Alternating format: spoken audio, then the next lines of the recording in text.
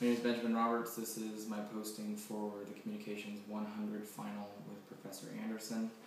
The assignment was to do an informative speech about your heritage, and one of the criteria was that the person you were going to be speaking about had to be 2 generations removed.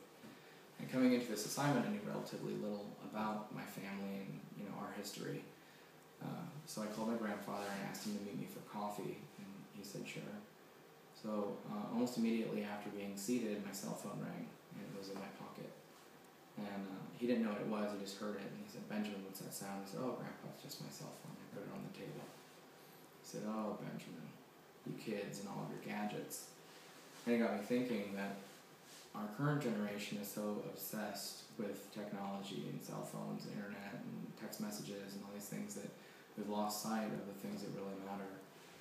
And if we would just push technology aside for a little while and sit down for a couple hours with the generations that paved the way for our cushioned lives, then we would be really humbled. My grandfather is a great example of the spirit that these people embodied, and he lived through the Great Depression, World War II, and the Korean War, and all these incredible advancements in technology, and I had no idea. My grandfather's name is William Andrew Roberts, and he was born on June 2nd, 1930, to Giovanni Ribisi. And Giovanni changed the family name to Roberts when he moved here. He's an immigrant from Italy, and he settled down in Chicago, Illinois. When my grandfather was born, it was at the onset of the Great Depression. The Great Depression spanned from 1929 to 1939, and so as the oldest of 5 kids, he tried to contribute financially by peddling newspapers or odd jobs, things like that. And the financial situation didn't start to improve until late 30s, early 40s with the beginning of World War II. The United States entered World War II in 1941, and my great-grandfather was drafted in 1942. So the burden and responsibility of taking care of his brothers and sisters and the finances and the rationing and all those things that were issues at the time fell on his shoulders. And my great-grandfather didn't come back from Europe until 1946. And this allowed my grandfather to enjoy what was left of his youth. But due to the fact that he had left school to take care of his family, there weren't very many employment opportunities for him. So he enlisted in the Navy in 1949. He was assigned to the USS Los Angeles, and in 1951, when the Korean War started, he did 2 tours in Korea, and when the war ended in 1953, he came back to the States and settled down in 1954. He met my grandmother in Los Angeles, California, and they settled down to raise my dad and his sister. And my grandfather got a job for Pacific Bell. And back when there was a telephone booth on every corner, those were Pacific Bell telephones in California and the western states.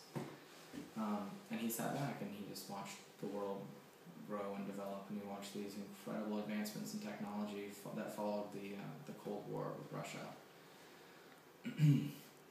And I asked him, what were the things that, the air marks, what really surprised you? And, he lived through the man on the moon, and cell phones being in every house, and the development of computers, and cell phones, and emails. And when he was a child, he told me that, the family would gather around the radio, and they'd listen to War of the Worlds or whatever was on. And now, kids are just glued to television, video games, and electronics. And while he was telling me these things, my cell phone went off again on the table, and I realized that I'm part of that generation. I'm part of this group of people that is just addicted to technology and all the things that make our lives easier. And my grandfather just smiled and kept talking. He told me that through all the things that he'd been through, which I think would have been immensely depressing to me, he said that he learned to really value things, and that the things that you can hold in your hands are rarely as important as the things that you keep with you in your heart. And I thought that was pretty profound, coming from a guy who had lived through the Great Depression and World War II and the Korean War and all these incredible advancements in technology. It was really surprising to me because I had no idea he had lived such an interesting life. So if you have time to sit down and speak to, you know, one of your relatives and find out about your family, then you might be surprised as well. Thank you for watching, and have a good day.